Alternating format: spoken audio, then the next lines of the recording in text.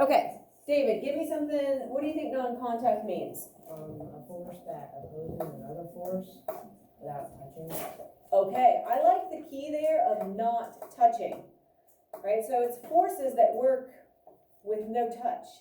Like, whoa, what are they, like playing like Jedi mind tricks? Like, how do they do that? Like, what's going on? Okay, what would be a sport that you could think of that would be considered non-contact? Ava? Track. Definitely, right? Definitely no contact. The runners are not supposed to be banging into each other and touching. Golf. Definitely. The golfers are separated. Now, is there contact between the clubs and the ball? Yeah. Sure, but the players or the competitors themselves are not contacting each other, so that's considered non-contact. Marcus? Some people get ran over in soccer. So, technically it's considered non-contact. Is there sometimes accidental contact? Yes, and then you have fouls and you have issues and things like that. But technically it is meant to be contact between the player and the ball, not player to player. Definitely. Good one. Tennis. Definitely another one. Good. Pickleball. What? Pickleball. What's pickleball? You don't know what pickleball is? You can take it with the ball. I don't know. It's like tennis, but a smaller court. Look, And you use a wiffle ball. really? Like smaller rackets. Interesting. No, I It's did like, not it's know like that. table tennis and tennis. It's like mini tennis, but big table. Big ticker.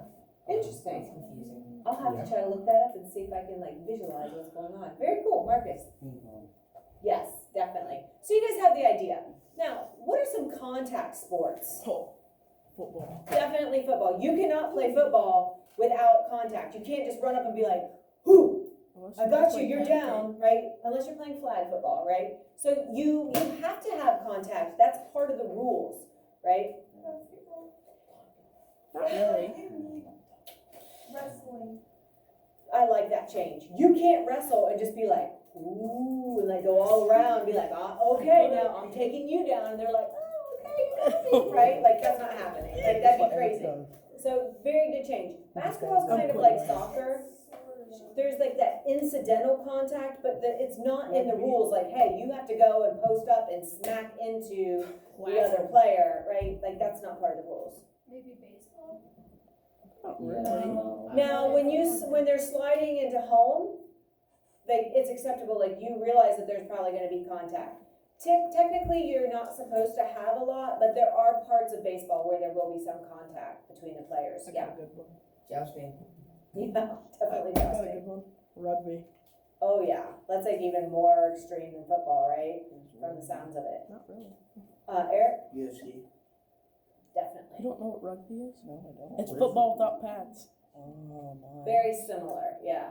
Okay, so you guys already have a really, really good idea of what is involved when we're talking about non-contact versus contact. Well, we have two types of forces. We have the non-contact type, which is what we're going to talk about this unit, and we have the contact, which is going to be our next unit, right? So as you're going through this unit, realize that the contact, the touch forces are coming next unit, right? And a lot of this probably will sound familiar. You've had it in other units in different years. So this is what we just did, right? We just brainstormed. So if you have a spot, you can fill in any of those. Oh, yeah, sorry, it's just yes. Yes. So here are our science examples. Why? Yes. I don't have my one. I Haha. don't like my throat is super dry, and Come I on. can wait. Looks like You you have gotta 30 suffer. seconds if you can do it so quick. Her locker's Usually all I the would way say up. no, but just hurry. Her locker's all the way up in the bathroom. You do track. So. Okay. So, hey, listen, you guys are very random with your words again today. Like, you cannot just speak every time a word pops into your brain. Understand? You've already been warned twice today, and we're barely into the class. A little bit of control. Okay, so our first examples for science non-contact are something called electrical fields, magnetic fields, so like using magnets, and then gravitational fields. What word do you kind of see in that one? Gravity, right? So we're going to be talking about like electrical things, magnetic things, and things to do with gravity. That's basically what this whole unit's about. Apples. Sir Isaac Newton, right? I know where you're going. I'm hungry again. Again, random words. Don't need blurted out. Ava's like covering her mouth, just trying to keep them in. You do a good job. Yes. Do bananas grow on trees? Oh my gosh, didn't we just talk about this? Plants are trees. Are we being specific? Because they are big. Bushes. Because a bush is technically classified as under 4 foot. Unclassified as under 4 foot? Are you a bush? Okay. Let's get back to forces. So, these 3 forces are going to work without touching. They're kind of like invisible. They kind of just happen. These are kind of like the magical ones, right? They seem like something, real tricky or fancy is happening because we don't see something actually pushing or pulling, but that's what a force is. It's a push or a pull, right? So we're going to use these things called field models. And I don't mean like a little 3D, diorama of a cornfield, all right? When I'm saying a field, we're saying the area around an object that is influenced by one of these non-contact forces. So a field model can be used to explain how objects can exert forces on each other without touching. That's the whole key, non-contact. So an object is thought to have a region or influence around it called a field. Again, we are not talking about a cornfield, a bean field, hay field. We're not talking about our country fields. We're talking about this area around an object that kind of usually is working invisibly. And when you get a second object that is within that field, with an appropriate property, we can see the force exerted on it. And it can cause a change with no touch involved.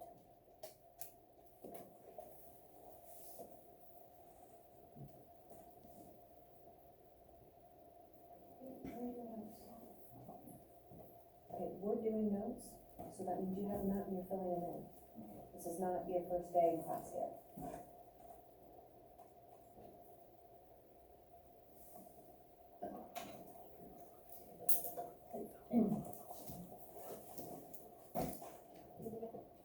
All right, so these force fields. So whenever I think of this, I think it is, I believe, the second Hunger Games, Catching Fire, I think. Anybody see that movie? I never watched Hunger Games. Okay, or if you've read the book, they describe the force. Oh. Maybe I don't want to say this part. How far are you? Middle to the end? Probably in the middle of it. You might want to cover your ears. Spoil it. It's okay. So there's a part in that book and movie where they talk about a force field, and it's what you've already heard about. I've watched the movies.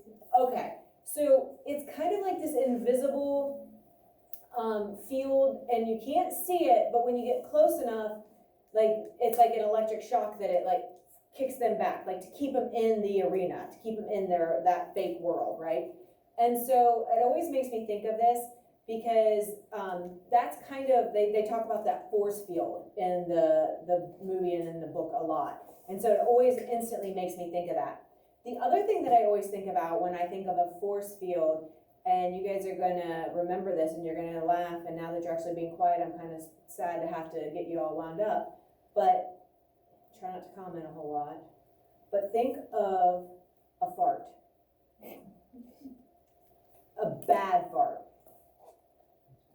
Like a silent one. And like all of a sudden, like you're walking and you're like, whew, oh, Nice. yeah, whew. And you keep walking and you get out of it and you're like, whew. The eyes watering a little bit. You might be a little like, huh, like, Not whew, nice. shake it off, right? So, What did that guy eat? here, yeah, exactly. Here's the thing. You think of a fart funk. It's kind of like a force field. Here's why.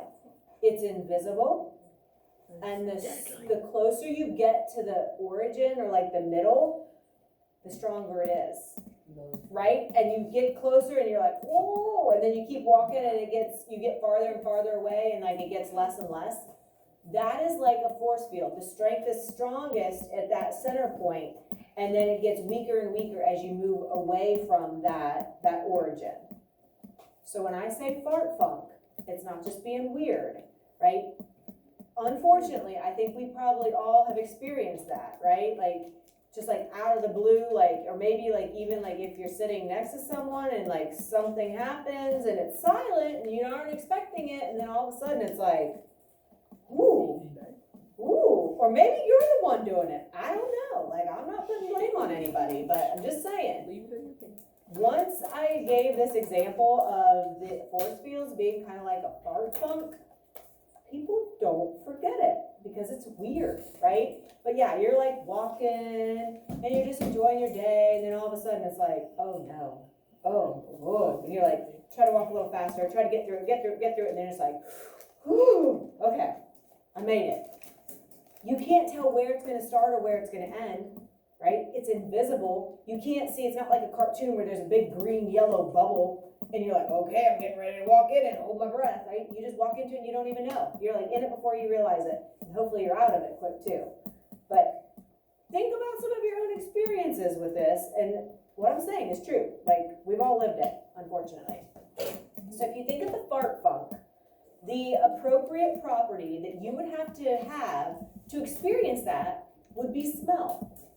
So they say if you get COVID, a lot of times you lose your taste and smell. So if you had COVID and you lost your sense of smell temporarily, you wouldn't have the appropriate property. You'd just be walking through the house and there'd be a big fart funk and you'd walk right through it and not even know. That'd be weird. But you don't have the appropriate property. So the other thing that goes along with this is there has to be an appropriate property to experience that fart funk. You have to have the sense of smell. And so as we get to these other invisible forces, these non-contact forces, they will also have their own appropriate property, okay? So that's what this is talking about. And it's kind of vague right now, but when we get to specifics, it'll make sense. Okay, so let's look at electric fields. All right, you guys know about electricity. You've heard of, things being electrically charged. Like, you have some general ideas of what this might be. But we're going to get into some of the specifics. So the electric fields exist around objects with an electric charge. Well, what the heck's an electric charge? Ooh. Okay, so we'll have to hold that thought. So, for an electric force field to have an effect on something, an object must be charged. And that does not mean it has a full battery. It doesn't mean your phone is totally charged up and ready to go, right? What it's talking about is a little different. Okay, and so we're going to get to that here in just a second, though. So if a second object with a charge is placed into that force field, into that fart funk area, right, then it's going to experience an electrical force that can either attract it, pull it to it, or repel it, which is pushing it away, depending on the different charges that are involved.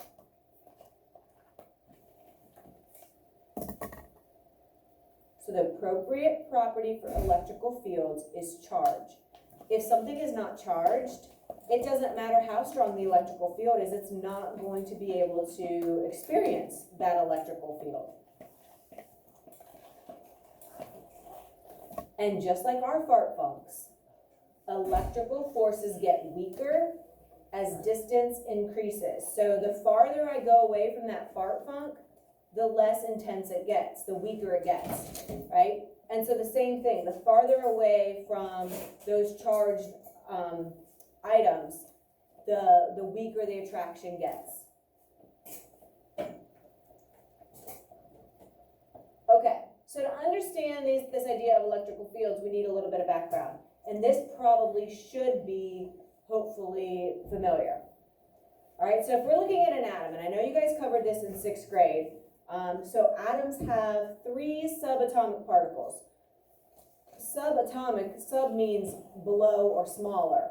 So smaller than the atom. So the 3 main pieces that make up an atom. All right, and so we have these things called protons that are positively charged. We have these things called electrons that are negatively charged. And then we have these neutrons, which have no charge at all. Huh? Yep, Jimmy Neutron. So you need to put a big star. You absolutely 100% need to know these 3. Obviously, those are also vocab terms, and you'll get those flashcards tomorrow. But you definitely need to know that. And you probably already know at least some of that. So an object naturally has an equal number of protons and electrons, meaning that it is neutral. If you have 5 protons that are positive and 5 electrons that are negative, each proton gets canceled out by a negative electron. So you end up with no overall charge. But if you only had 4 protons and you have 5 electrons, cancel, cancel, cancel, cancel, I have 1 extra electron. Now it is negatively charged. And that's where that charge comes in. All it means is that it's an unequal number of protons and electrons. So there isn't something that cancels out every other proton or electron. Yes? Won't that make it unstable? No. Actually, and so when we get to chemistry next year in physical science, which is what we're doing right now in our high school class, we talk about how neutral, a lot of times they want to give away electrons to get stable. So they become charged, which actually makes them more stable. So charge really doesn't have anything to do with if it's stable and satisfied. And we'll get into that all 3 units next year. So just kind of hold that thought. It's a good question though. So all charge means is that it's an unequal number of protons and electrons. That's it, right? So maybe you have more electrons or maybe you have more protons. It doesn't even distinguish between that. It's just hey, they're not equal. And if they're not equal, that's when they can attract, right? Okay, so let's take a look at this example of a carbon atom. So carbon has 6 protons, and again, we'll talk about how we know all this next year, because it has an atomic number of 6 and exactly what that means. But in the nucleus, carbon has 6 protons right here, all right? The nucleus is that center portion that contains the protons and the neutrons. And it is positively charged because that's where the positive protons are found. Okay, so notice the plus symbol. Here's our nucleus, protons, and there's our neutrons. I have a little key there to tell me that. The negatively charged electrons orbit around the nucleus. Well, we know that opposite charges attract. Okay, so the positive nucleus and the negative electrons are kind of being held together. This is considered an electrical force field because they're not touching, but the positive is kind of pulling those negatives to keep them, with that atom, with that nucleus. So the positively charged nucleus pulls the negatively charged electrons through an electric field, even though the 2 areas of the atom are not touching. So it's not like the positive is touching the negative electron, right? It's just kind of there. It's like holding it invisibly through this electric field. So the electrons that are the closest to the nucleus are going to be held the most tightly. And the ones that are on the outside are going to be held a little bit more loosely because they're farther away. So just like the fart funk, the farther you get from that funk, the less intense it becomes, right? So here they're really close, so there's a really strong attraction. Here they're farther away, so there's a little bit less. And if you had another layer and another layer, the ones the farthest out are going to be the ones that are the least attracted because they're the farthest away. That force field is the weakest for them. But overall, elements are naturally neutral, meaning that if there are 6 positive protons, there are 6 negative electrons. And so the atom itself is neutral. He has 6 positives and they're canceled by 6 negatives. Yes? Why do the atoms need neutrons? If They are kind of like the atomic glue that holds the nucleus together. Because think of what a positive and a positive normally want to do. They want to repel, right? So to keep all these positives together, the neutrons kind of act as a glue. And we'll have almost a whole unit on that next year too. So, you're going to love the beginning of next year. Okay. So let's take a look at this. So you guys probably are familiar with the idea of opposites will attract, like charges are going to repel. So positive and positive, those are the same charge, they repel. Negative and negative, those are the same charges, so they're going to repel. So again, this is why the nucleus sticks together. It needs those neutrons to kind of help it overcome this repulsion. Negatives, they're going to kind of stay away from each other. You're not going to have like those electrons like super close. They're actually all kind of moving around. And again, that's something that we'll get into more next year. So clothes in a dryer all like tumble around, right? They're all being tossed together in that big dryer drum. Has anybody ever had like a sock stick to a t-shirt, or you have like a washcloth sticking to your sweatshirt? Yeah, and then what happens when you pull them apart? Nothing. Do you hear anything? Friction. It kind of sounds like friction-y. It sounds, it's like kind of that crinkly, crackly. That's actually static electricity, right? And we'll talk about that here in a second a little bit more. But what's happening is that because of the rumbling and tumbling, some electrons off of, let's say, the sock are rubbing off onto the t-shirt. So now the sock has lost negative, so it's positively charged. I think that means he'd like you to stop banging that, right? Thank you. So if it's lost electrons, the sock is positively charged. If the t-shirt has taken those electrons, now it's negatively charged. Well, we just said that opposite charges attract, so the positive sock is going to be attracted to the negative t-shirt, and they're going to stick together. And so when you separate them and you get that little static, that kind of crinkly sound, you are basically returning those charges back to neutral. You're separating them out. Yes? Is that also why you get those like sparks?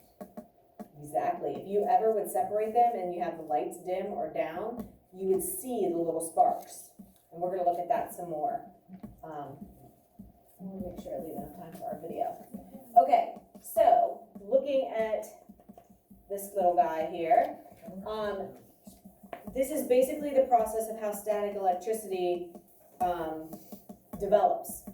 Electrons get, like, from rubbing back and forth, electrons get stolen from one thing and put on another thing. So the one thing becomes positively charged, the other thing becomes negatively charged, and then the next thing you know, they stick together. Okay? Those hairs on his head, looks like he's standing next to like one of the generator balls, or maybe even just a Van de Graaff generator, which we'll look at in a little bit. What happens is those hairs all have the same charge. So what do you think they want to do? They have the same charge? Ooh. They want to repel. So that's why all those hairs are trying to get away from each other, because they all have the same charge. So they're trying to push away, and you get that fancy little hairdo there. So the way that we can build up an electric charge is to rub things back and forth really quickly. That's one way. So the dryer, right, that causes that effect pretty naturally. So we know that materials are made of atoms that are normally electrically neutral, so equal protons and equal electrons. And because of these equal numbers, they are neutral. But if we can change that number and make it unbalanced by like rubbing things back and forth, we can get a charge to build up. And so electrons can move from one material to the other, where you have an excess positive charge on like the sock that lost electrons, and an excess negative charge on the t-shirt that stole the electrons. And so now those two things want to come together and attract. Just like if you have like big thick socks on and you're like shuffling your feet on carpet, right? Does anybody ever like build up a charge and then you go and touch something and you discharge and like you get a shock? Yeah, and it happens more in the winter because the air is more dry, and that allows the charges to build up a little bit better, a little bit quicker. Same idea if you, I know like the Under Armour sweatshirts, like the dry fit sweatshirts, when you take those on and off, those always make my hair real staticky because you're pulling it over your head, and so it's pulling, you know, that rubbing action, it strips some of the electrons off of your hair, and then your hair becomes positively charged, and then it wants to get away from each other, and then you get that static feel, that static look. So let's go ahead and stop here. I want to show the Study Jam video. So again, tomorrow with the sub, you guys are going to cut your flashcards and then backtrack and do that volume assignment, which is in Google Classroom. And then Wednesday, we will pick back up with our notes. So I just had to do things a little out of order since I won't be here with you tomorrow. Okay, so this is going to give us a little bit of background, a refresher on atoms.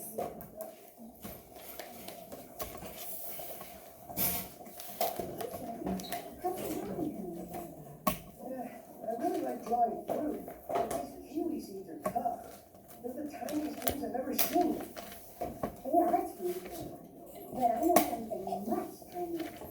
Tinier than that? Sure, atoms. Mia, you can't even see atoms. That doesn't count. We can see atoms, but only if we use a super strong microscope.